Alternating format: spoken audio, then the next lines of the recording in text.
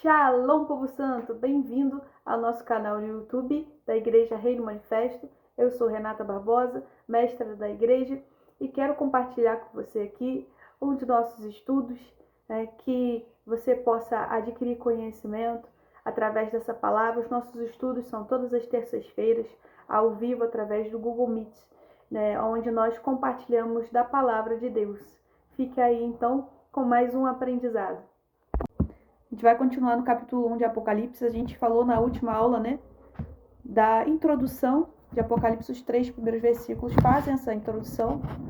Só relembrando um pouquinho, porque eles vão falar, a quem o livro é destinado, a quem escreveu, vai falar algumas coisas, acerca do livro de Apocalipse.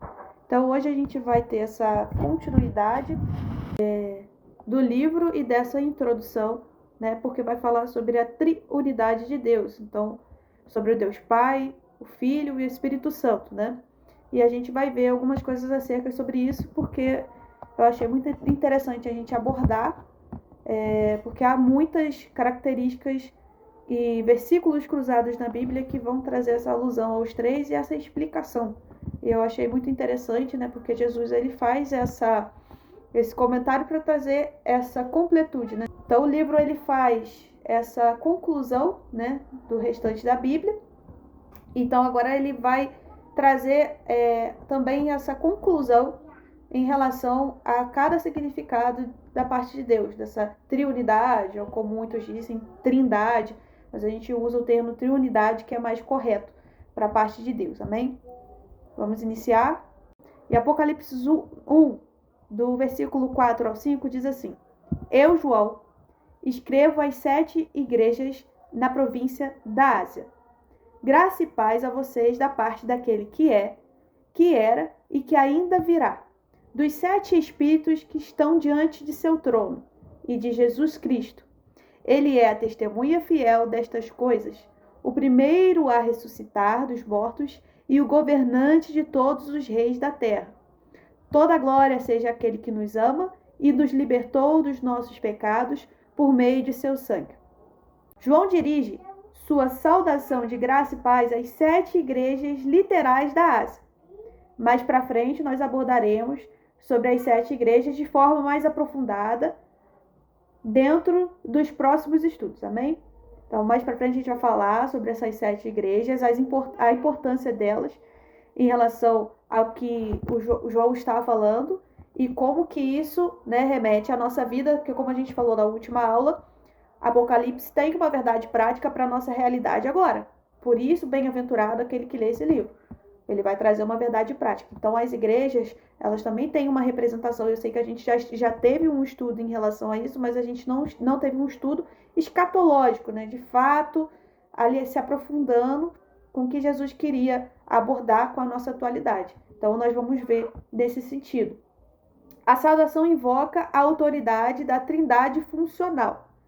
Então, o versículo vai falar sobre o Deus Pai, que é o Eterno, aquele que é, que era e que há de vir. Sobre o Espírito Santo, a plenitude de Deus, que é os 7 Espíritos diante do trono. E Jesus Cristo, o executante do plano, testemunha fiel, primogênito e soberano. Então, a gente vai se aprofundar um pouco sobre essas características de Deus Pai, o Espírito Santo e Jesus Cristo, para a gente entender como que é essa funcionalidade e do porquê Jesus entrou nesses termos dentro desse versículo na hora de introduzir o livro de Apocalipse. Então, Jesus falou esses termos, da trindade ou da triunidade de Deus para trazer um simbolismo para nossas vidas, mas também para trazer o entendimento, a completude de toda a obra de Deus. Porque se tão logo é um livro que fecha, a Bíblia, ele tem que trazer essa completude. Então, traz o entendimento de cada ação, Vamos lá, o próximo. Deus Pai, o Eterno, aquele que é, que era e que há de vir. Esta é uma reivindicação direta da divindade, evocando o nome Yahvé e sua atemporalidade. Em Êxodo 6:3 faz uma alusão a isso. Aparecia a Abraão, a Isaque e a Jacó como El Shaddai, Deus Todo-Poderoso. A El Shaddai significa Deus Todo-Poderoso, o próprio texto já fala. Mas pelo meu nome, Yahvé, não lhes fui conhecido, porque se precisava mais à frente da Bíblia ter essa conclusão. E Apocalipse faz essa apresentação. Aquele que é, que era, que há de vir. E eu queria que você entendesse uma coisa. Quando a gente vai falar sobre triunidade, trindade, a gente precisa entender que Deus é Deus Pai, Filho e Espírito Santo. E todos eles é um só. Como entender? Uma vez eu ouvi um pastor falando sobre isso, porque isso traz, né, um pouco de dificuldade à nossa compreensão. Mas já viu quando você vai passar um café, você coloca o pó de café, aí tem alguns que adicionam o açúcar na água, mas não são 3 elementos? A água, o açúcar e o pó de café. Só que quando a gente passa a água com a água adoçada no pó de café, o líquido não se transforma um só? É aquele líquido ali, a bebida, né? A bebida em si que se chama café. Então Deus é como se fosse essa bebida, mas com essas 3 características. Há como separar? Não. E cada característica tem um propósito. Cada pessoa de Deus tem um propósito. E é isso que nós vamos conhecer hoje, para trazer melhor esse entendimento de quem Deus é. No final, conheceremos mais ao Senhor. Amém? Vamos lá. Aparecia Abraão, a Isaac e a Jacó como El Shaddai, Deus Todo-Poderoso. Mas pelo meu nome, Yahvé, não lhes fui conhecido. E Yahvé é o nome pessoal de Deus. E ele significa ser, existir e vir a ser. O que vemos como uma simples identificação ou expressão traz, na verdade, um significado extremamente complexo e poderoso. Então, você já viu, né? Quando Deus chega a Moisés, ele fala, eu sou. Está trazendo uma alusão a esse nome. Por quê? Nós não podemos dizer que Deus foi criado, porque ele é o Criador. Por isso ele se denomina o ser, existir e vir a ser. Aquele que era, aquele que é, aquele que há de vir. Porque ele é eterno. Por isso ele traz essa frase para trazer melhor compreensão. Porque nós, no nosso tempo, né, na nossa carne, na nossa consciência, temos a ideia de que tudo que existe foi criado porque nós somos criação. Então a criação vai pensar dessa forma, que tudo tem que ter um começo, um meio e um fim, só que Deus é eterno. Então por isso que ele fala, aquele que era, aquele que é, aquele que há de vir. Eu estou em todas as estações, eu sou o dono do tempo, eu sou o criador de todas as coisas. Então tudo que você imaginar, primeiro veio de Deus. Não tem como dar destino a alguma coisa, a não ser dizer que ela veio de Deus. Não tem como dar significado a algo, a não ser que ela veio de Deus. Tudo começa em Deus. Ele é eterno. Todas as coisas vieram através dele. Se nós formos ver deuses de outras religiões, nós sempre vamos ver assim, Deus que foram criados a partir de alguma coisa. O Deus do Sol. Então, ele foi criado a partir da ideia do Sol. Mas quem criou o Sol? Entende? Então, sempre há essa alusão de que ele veio de algo. Só que o nosso Deus não há essa alusão.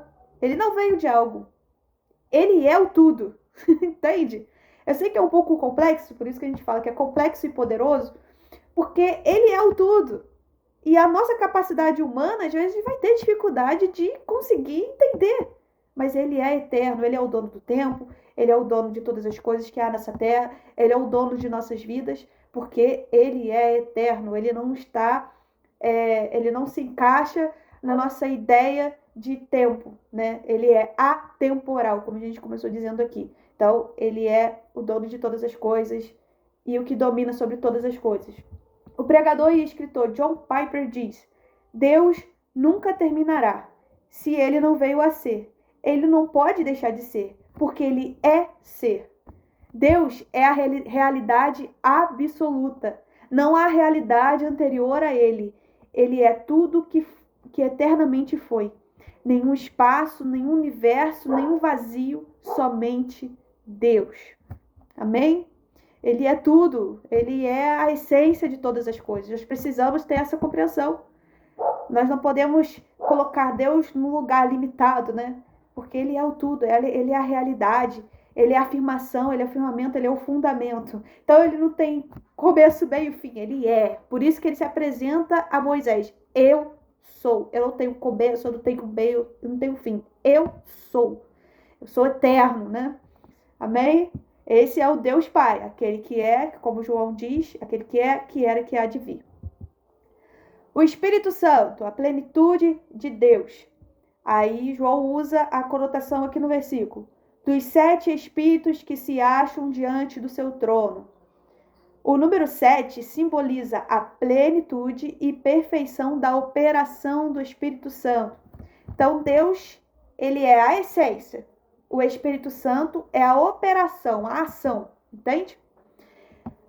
Em Isaías 11, 2 e no versículo 2 e 3, faz uma alusão ao que a gente está falando. Dá um exemplo, né, e uma explicação sobre os 7 espíritos, né, que João fala aqui no versículo. E o Espírito do Senhor está sobre ele, o Espírito de sabedoria e discernimento, o Espírito de conselho e poder, o Espírito de conhecimento e temor do Senhor. Ele terá prazer em obedecer ao Senhor, não julgará pela aparência, nem acusará com base em rumores. É óbvio que está falando de Jesus Cristo. Mas como Jesus Cristo estava em carne, ele precisava de um operante, né? Para a completude do plano de Deus. E aquele que opera as coisas é o Espírito Santo. Então o Espírito Santo, a gente vê pela palavra que ele está sempre ligado à movimentação, certo? Sempre ligado à ação. E é isso que essa plenitude de Deus, essa questão dos 7 espíritos, traz como significado. Sempre a ação de Deus. Então, os 7 aspectos do Espírito Santo. Espírito do Senhor, que é o próprio Espírito. Espírito de sabedoria. Espírito de discernimento. Espírito de conselho. Espírito de poder. Espírito de conhecimento. E espírito de temor do Senhor. Que são atributos que são até atribuídos a nós através, né, do Espírito Santo. Quanto ao derramamento do Espírito Santo, essas são as ações. E essas são as ações da plenitude de Deus que estiveram sobre Jesus. Por isso, esses aspectos, né, são representados aqui em Apocalipse 1.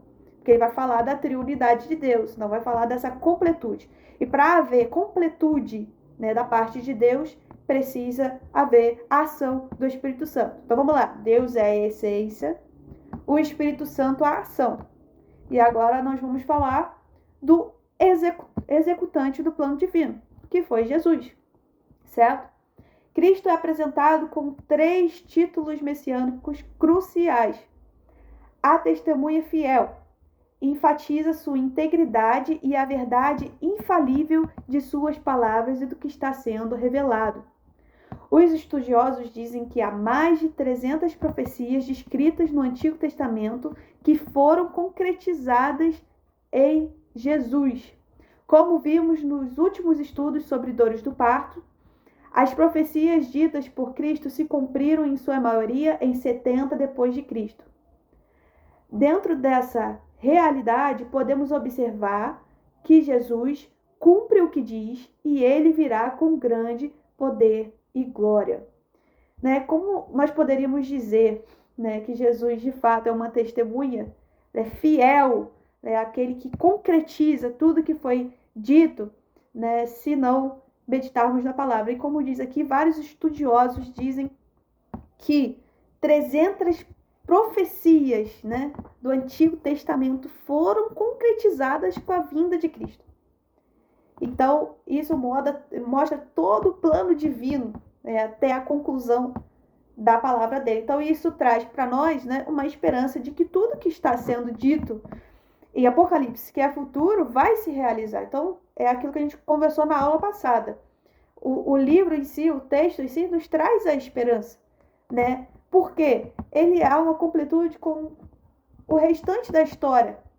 Então, se em dores do parto, em Mateus 24, Jesus disse e se concretizou algumas coisas, né, que foram ditas ali em 70 depois de Cristo, no ano 70, então, quer dizer, ele está dizendo, cara, eu sou fiel àquilo que eu digo. E se o que há a seguir, que eu vou escrever aqui nesse texto, vem da minha parte, podem acreditar que vai acontecer.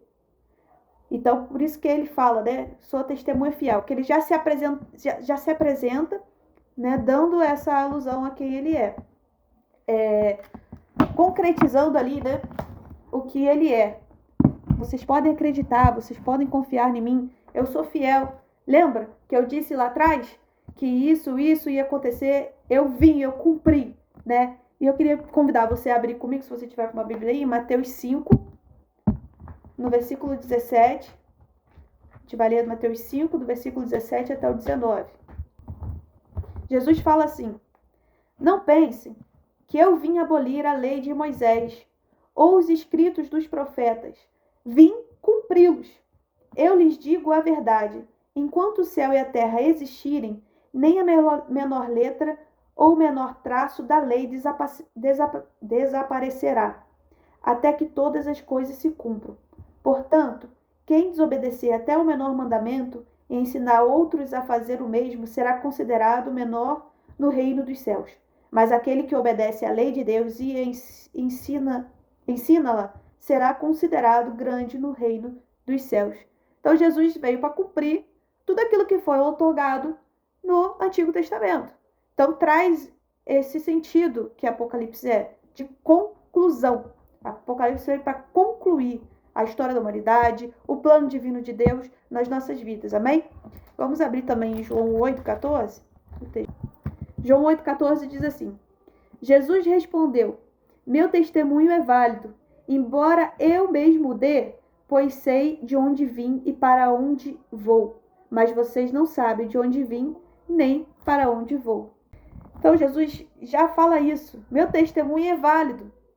Porque, embora que eu mesmo fale isso, eu sei de onde vim. Eu estava desde o início da criação. Eu estava desde que tudo foi feito. Então, podem acreditar em mim, porque eu sei, né, que o plano perfeito está sendo executado em mim. Amém? Vamos ao seguinte.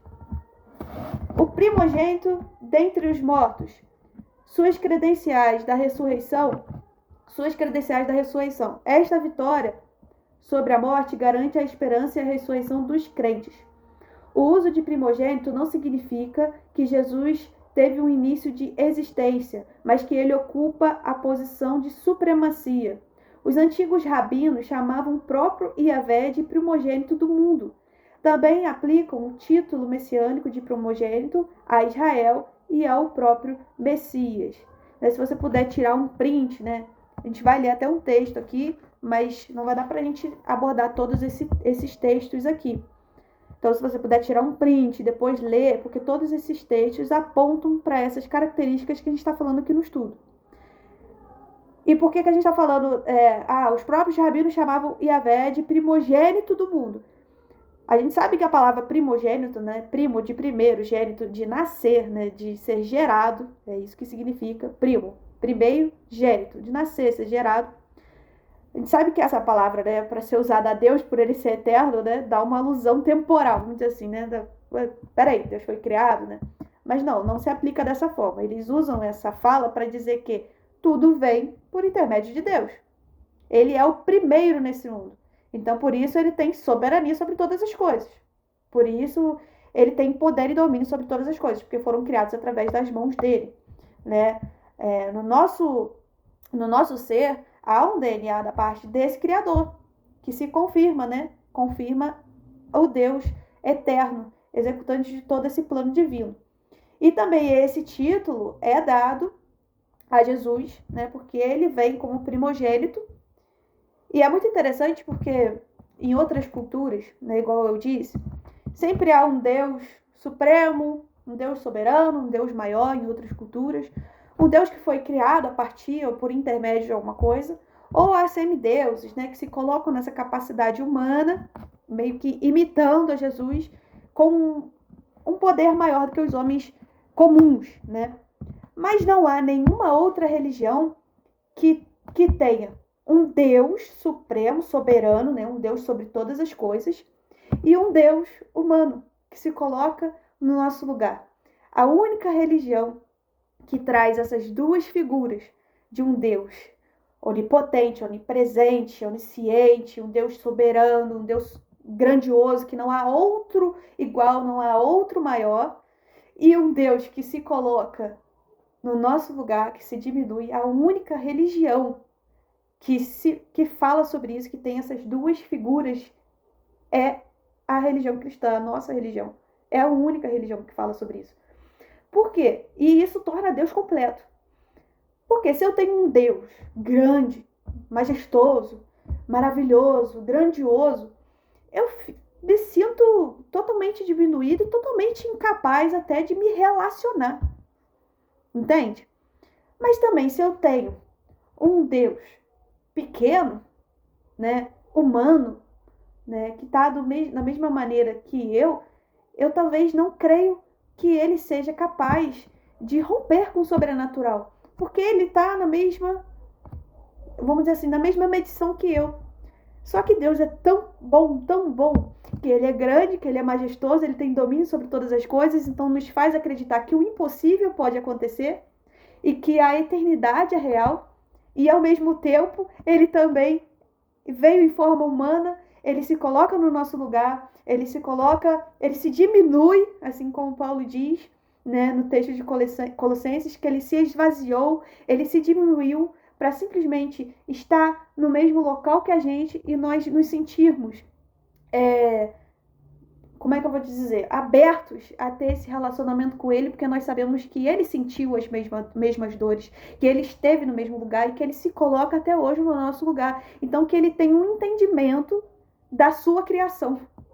Entende como é completo? Não há outro Deus que se compare a isso. Por isso que a Bíblia fala, ele é o maior, ele é o soberano. Não há quem se compare a ele, não há quem se iguale a ele, porque ele se coloca, né, tanto no nosso lugar, mas ao mesmo tempo ele é poderoso, ele é onipotente, ele faz o impossível e ao mesmo tempo ele se diminui, ele se coloca na nossa dor. Não há Deus assim, só o nosso Deus. Então isso é muito majestoso porque a gente sente essa plenitude da parte de Deus, né? Então vamos lá, vamos ler, deixa eu só me achar aqui. Em Colossenses 1,15, nós vamos ler porque vai falar sobre esses dois atributos. Então se você puder abrir comigo também, é bem interessante esse texto. Igual eu falei, tira print, né, salva esses textos aí, para que você esteja lendo depois, porque todos eles vai trazer alusão do que a gente está falando, né, dessa característica de Deus. Vamos lá. Colossenses 1, vou ler do 15 ao 18, né, que é o que fala nos dois textos ali. O Filho é a imagem do Deus invisível e é supremo sobre toda a criação, ok? Supremo sobre toda a criação. É o mesmo significado de primogênito do mundo, que é o que os rabinos atribuíam a Yahvé. Supremo sobre toda a criação porque ele é o princípio de tudo, ele é o criador de todas as coisas. A imagem do Deus invisível também faz alusão a Yahvé. Então, você vê que tudo está conectado, todas as características de Deus conectadas umas às outras. Pois por meio dele, todas as coisas foram criadas, tanto no céu como na terra. Todas as coisas que podemos ver e as coisas que não podemos, como tronos, reinos, governantes e as autoridades do mundo invisível. Tudo foi criado por meio dele e para ele. Tá vendo? Como que tudo se conecta, né? O Deus eterno é o mesmo que Cristo, que é o mesmo que opera através do Espírito Santo. Então, assim, é muito interessante, porque não há como separar um do outro. Não é como dizer que Deus Filho é uma coisa, Deus Pai é outra, o Espírito Santo... Não há como. Os três são um só. As três características apontam para um Deus. Ele existia antes de todas as coisas e mantém tudo em harmonia. Ele é a cabeça do corpo, que é a igreja. Ele é o princípio supremo sobre os que ressuscitam dos mortos. Portanto, ele é primeiro em tudo. E aqui Paulo fala isso, né, para trazer essa divindade sobre Jesus. Porque cometemos um erro quando olhamos para Jesus apenas como um homem que veio, que se entregou como sacrifício. Quando diminuímos a Jesus, sendo que ele é tão grandioso. Ele é o próprio Deus. Ele é o cabeça de todas as coisas, né? Ele é o princípio. E é interessante porque quando Paulo fala nesse texto sobre o princípio, né? Ele está aqui abordando, ó, ele é supremo sobre toda a criação, o Filho é a imagem do Deus invisível, então aquilo que a gente vê, né? Jesus é algo palpável, enquanto Deus, né? Igual eu falei, quando a gente olha só para o Deus eterno, fica essa coisa mais distante, mas Jesus é a imagem de Deus, é o que nós vemos, né? É como se a gente separasse, como a gente separa o próprio homem, né? Nós somos a imagem e semelhança. Então, uma maneira fácil de explicar, Jesus é esse corpo visível, né? É claro aos meus olhos. O Espírito Santo como se fosse os nossos sentimentos, as nossas emoções. A palavra mesmo fala que o Espírito Santo ele se entristece. Então, o Espírito Santo é como se fosse as nossas emoções. E Deus é o Espírito. Deus é a essência principal dentro do nosso corpo, né? Então, assim, é muito interessante porque há como dividir essas coisas em nós? Não há como. São características diferentes, formas diferentes dentro de uma coisa só. E assim Deus é. Jesus é aquilo que eu vejo, é palpável, é a imagem de Deus. O Espírito Santo é aquilo que eu sinto, né?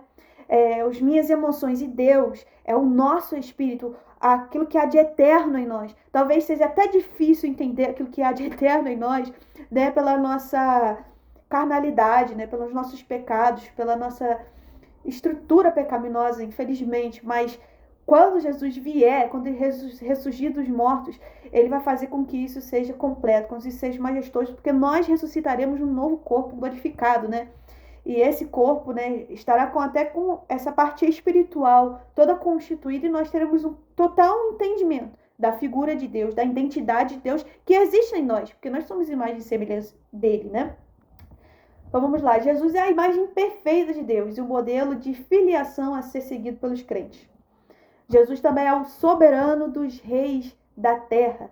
O termo soberano aponta para o poder supremo e absoluto de Deus sobre toda a criação. Sua soberania significa que ele governa e age segundo sua vontade perfeita e plano eterno. Amém? É o mesmo texto aqui que a gente leu, né, que faz alusão a essas duas características de Jesus, que é o executante. Os propósitos de Cristo, sua vinda e redenção. Em Apocalipse 1, do 5 ao 6, diz assim: toda a glória seja aquele que nos ama e nos libertou de nossos pecados por meio de seu sangue. Ele fez de nós um reino de sacerdotes para Deus e seu Pai. A ele sejam a glória e o poder para todo sempre. Amém. Aqui é uma doxologia, né? Uma contemplação de Deus. É uma explosão de louvor ao Redentor, que nos ama e nos lavou dos nossos pecados pelo seu sangue, e nos constituiu reino e sacerdotes para Deus. Esse é o propósito redentor final de todas as visões. Antes, né, para que tivéssemos acesso a Deus, era necessário um sacerdote que tinha sua vida separada, a sua vida santificada, várias normas, várias regras, né? Nós vemos isso em algumas pregações ditas até na nossa igreja. Então, nós necessitávamos de um mediador. E hoje, através de Cristo, nós fomos constituídos rei e sacerdotes, né? Em 2 Pedro, acho que é 2 Pedro 2,9 que diz sobre isso. Nós somos reis e sacerdotes. Então, hoje nós temos autoridade sobre as coisas da terra e nós temos o acesso direto através de Jesus a Deus. Então, Jesus veio para nos trazer, a sua vinda veio para nos remir em relação a isso. Porque o pecado nos retirou, né, essa autoridade, essa presença direta de Deus. A gente olha para o jardim, né, Adão e Eva ali, eles tinham um relacionamento direto com Deus. Mas o pecado, infelizmente, os afastou. Trouxe a maldade, a iniquidade, e infelizmente a maldade, a iniquidade, o pecado, traz esse rompimento do nosso relacionamento com Deus, porque nós não nos sentimos dignos, né, de estar perante Ele, nós não somos dignos, mas Jesus, com a sua obra redentora, e porque nos ama, né, assim como está em João 3,16, Deus nos amou de tal maneira que Ele entregou o seu Filho, o único, em amor a nós.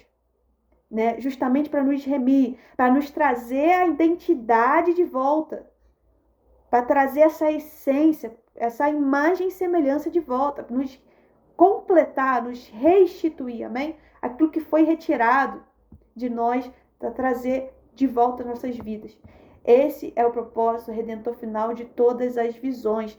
Não éramos para estar distante da eternidade, não éramos para estar à parte de Deus, para estar afastado, não éramos para ter falta de relacionamento com o Senhor. Esse não era o plano inicial de Deus, esse não era o plano primordial, mas Jesus Cristo, com o seu amor, com a sua redenção, veio, nos salvou e nos deu o direito de volta, né? De termos esse acesso, termos essa intimidade.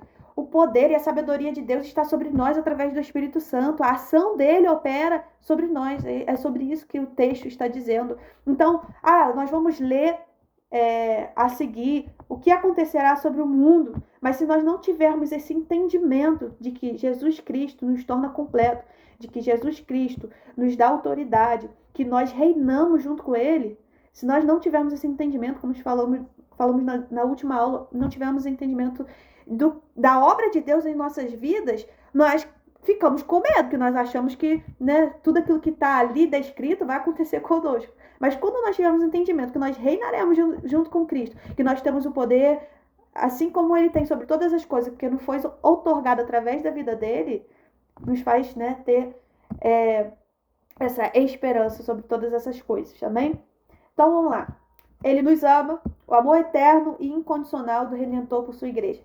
Nos libertou, libertação dos pecados por meio de seu sangue precioso, e nos constituiu reino e sacerdotes para Deus. Nossa identidade redimida, para aquilo que fomos criados, Jesus nos redimiu. Então Jesus nos torna completo novamente através da sua obra. Amém? E ele faz questão de dizer isso aqui nos primeiros versículos de Apocalipse, que ele nos completa, ele nos fez de novo, né, estarmos dentro do plano da criação de Deus. Amém? Vamos ler aqui esse texto de 1 João 1,7. Na verdade, vamos ler Filipenses 3, 20 a 21, que traz uma alusão melhor. Filipenses 3, 20 e 21. Nossa cidadania, no entanto, vem do céu, e de lá aguardamos ansiosamente a volta do Salvador, o Senhor Jesus Cristo. Ele tomará nosso frágil corpo mortal e o transformará num corpo glorioso como o dele, usando o mesmo poder com o qual submeterá todas as coisas ao seu domínio. Tá vendo? Será tudo maravilhoso, nós teremos um corpo glorificado, nós teremos a restituição daquilo que foi retirado de nós através do pecado. Então, essa é a obra redentora de Cristo. Amém? A segunda vinda de Cristo, aqui nesses primeiros versículos de Apocalipse também vai falar sobre isso. Vejam, ele vem com as nuvens do céu, e todos o verão, até mesmo aqueles que o transpassaram, e todas as nações da terra se lamentarão por causa dele. Sim e amém. O texto garante a certeza da segunda vinda, que será pública e inescapável. Você vê que Jesus, ele primeiro fala assim, ele confirma, eu sou aquele que era, aquele que há de vir. Eu sou a ação, né? O Espírito Santo, da palavra de Deus. E ao mesmo tempo, eu sou aquele que concretiza todas as profecias e ainda virei para completar todas as coisas, toda a obra do Senhor, né? Então, assim, o texto em si já nos garante a segunda vinda de Cristo. Porque se do Antigo Testamento temos mais de 300 profecias concluídas, se Jesus profetizou lá em Mateus 24, nas dores de parto, e se concluiu parte das falas dele, assim se concluirá o que está sobre esse livro. E assim a segunda vinda dele será real. Nós precisamos ter isso firmado dentro dos nossos corações. Eis que ele vem como as nuvens, e todo olho verá. Jesus ascendeu os céus e está assentado à direita do Pai, um símbolo de sua autoridade sobre o perdão e o juízo. Um dia ele retornará em justiça para estabelecer o juízo de Deus e o reino eterno. O que temos hoje é o perdão de Deus, né? E é isso que Jesus está dizendo. Minhas obras foram feitas para que vocês fossem perdoados e vocês tivessem o acesso à salvação. Porque um dia vai vir o juízo. A justiça de Deus virá sobre essa terra, como vimos no último estudo. Ainda não, porque Deus ele é longânimo e misericórdia, mas acontecerá. Não sabemos o dia e a hora, não sabemos quando, mas é a completude do plano de Deus. Não apenas o perdão, mas a justiça. E por isso Deus ele é justo, né? A gente fala, eu faço até sempre um exemplo quando eu vou explicar. Não adianta separar os atributos de Deus, né? Eu agir em bondade, sendo que há obras de injustiça contra mim. Só há como eu ser bom se eu for justo.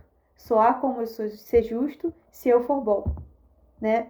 Então só há como Jesus dar o perdão a nós se ele for justo. E só há como ele ser justo se ele nos conceder o perdão, tá vendo? O atributo sempre estará ligado ao outro. Não há como desconectar, não há como pensar separadamente sobre Deus. E a gente vai ler aqui em Atos 3,19, que vai falar também um pouquinho sobre isso, sobre o que a gente acabou de ler, que ele vem, né, com as nuvens.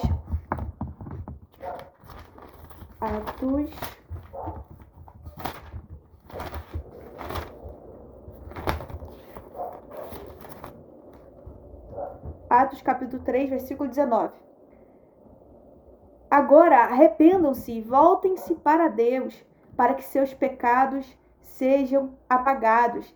Então, da presença do Senhor virão tempos de renovação, e ele enviará novamente Jesus, o Cristo que lhes foi designado, pois ele deve permanecer no céu até o tempo da restauração final de todas as coisas, conforme Deus prometeu há muito tempo por meio de seus santos profetas. Tá vendo?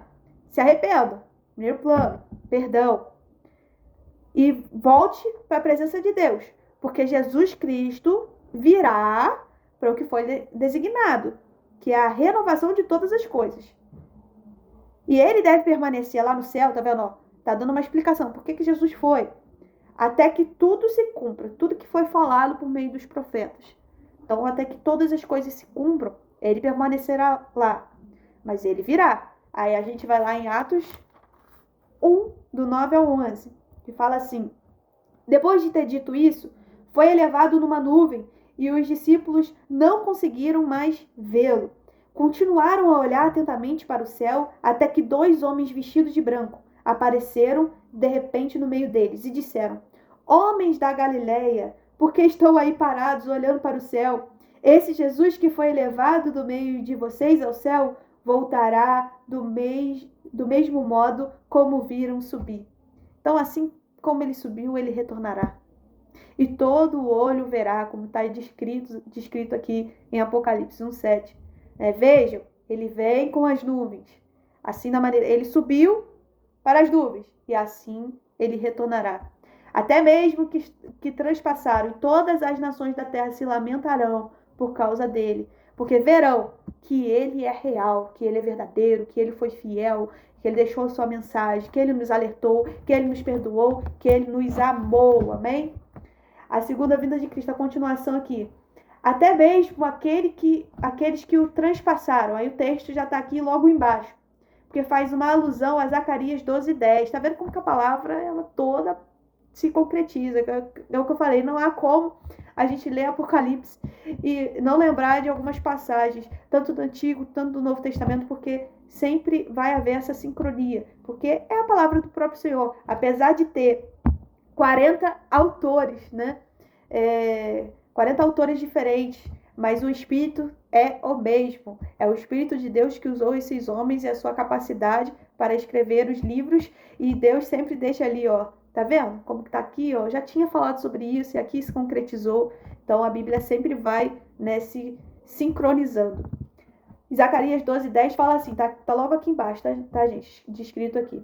Mas derramarei sobre a casa de Davi e sobre os habitantes de Jerusalém o espírito de graça e de súplicas, e olharão para mim, a quem transpassaram, e prantearão sobre ele, como quem pranteia pelo seu único filho, e estarão em amargura por ele, como aquele que está em amargura pelo seu primogênito.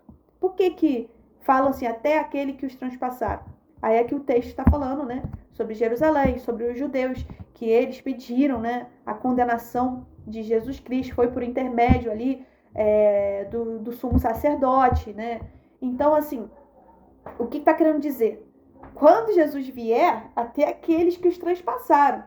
E aí os judeus se tomarão, né, em si conta de que ele era o Messias, e eles não acreditaram.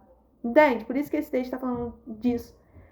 Quando ele vier, até os judeus que desacreditaram sobre ele, né, que não acreditaram que ele era o Messias naquela época, prantearão, porque reconhecerão que ele é Deus. É muito interessante isso, né? Que Zacarias, né, já falava sobre isso. É muito, muito, muito interessante. Até mesmo aqueles que o transpassaram verão, o que indica uma revelação especial ao povo judeu, que se voltará para ele em arrependimento. Amém? Vamos ler aqui em Romanos 11, 25 e 26. Só para a gente ter um entendimento, porque Paulo vai falar sobre isso. Se tiver com a Bíblia aí, é logo em seguida de Atos. Romanos 11, 25 ao 26. Irmãos, quero que vocês entendam este mistério, para que não se orgulhe de si mesmo. Alguns do povo de Israel têm um coração endurecido, mas isso durará apenas até que o tempo dos gentios se complete. E assim, todo Israel será salvo, como dizem as Escrituras. O libertador virá de Sião e afastará Israel da impiedade. Tá vendo? Paulo já fala aqui, ó, tá escrito, ele vai vir. Às vezes a gente fica assim, poxa, mas o próprio povo que o condenou, mas será que ele seria justo se ele não concedesse o perdão? Né? Porque esse era o povo dele, o povo escolhido. Nós, gentios, nem tínhamos o acesso ao Senhor, mas através de Jesus temos hoje o acesso a Deus. Mas Israel tem um lugar especial, né?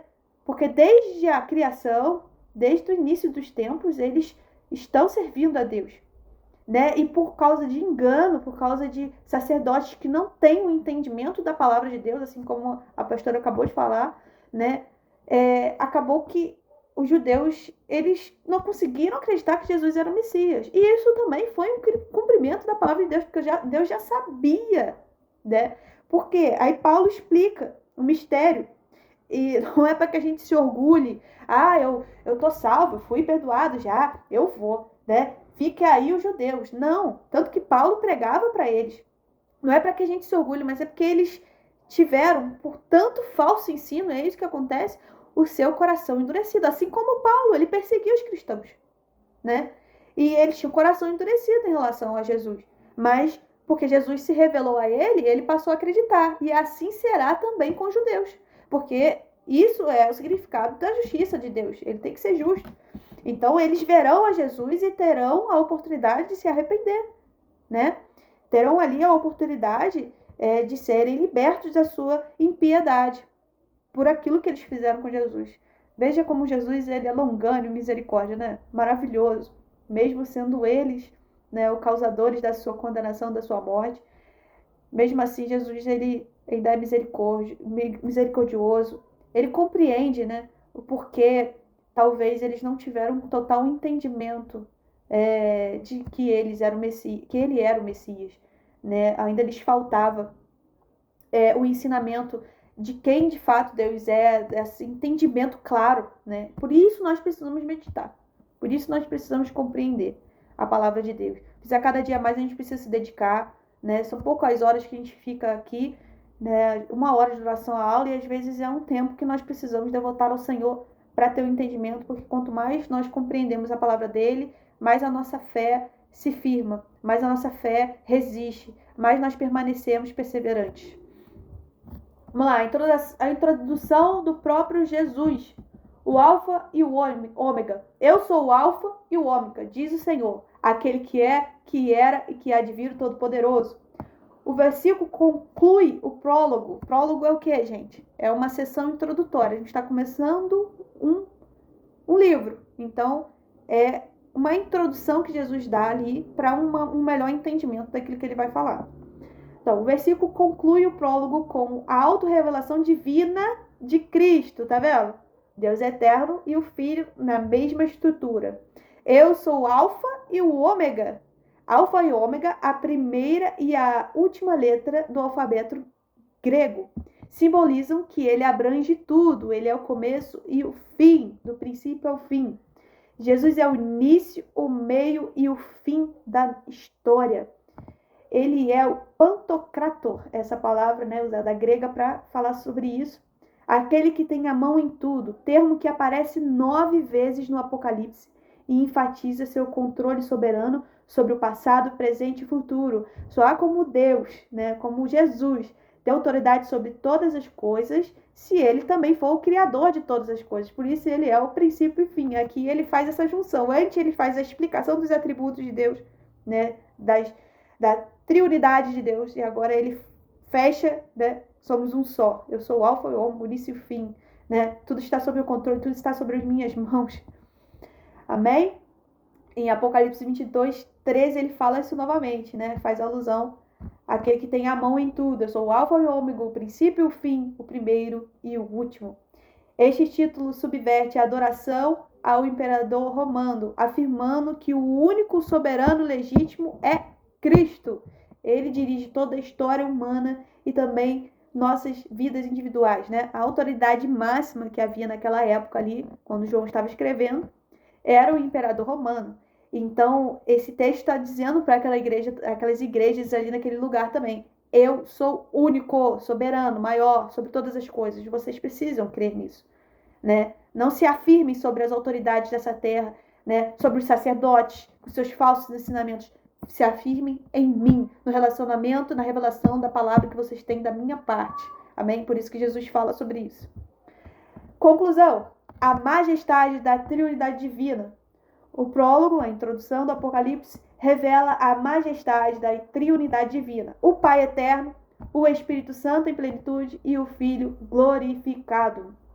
Cada pessoa da Trindade atua em perfeita harmonia na redenção e na consumação dos séculos. Na consumação do plano de Deus.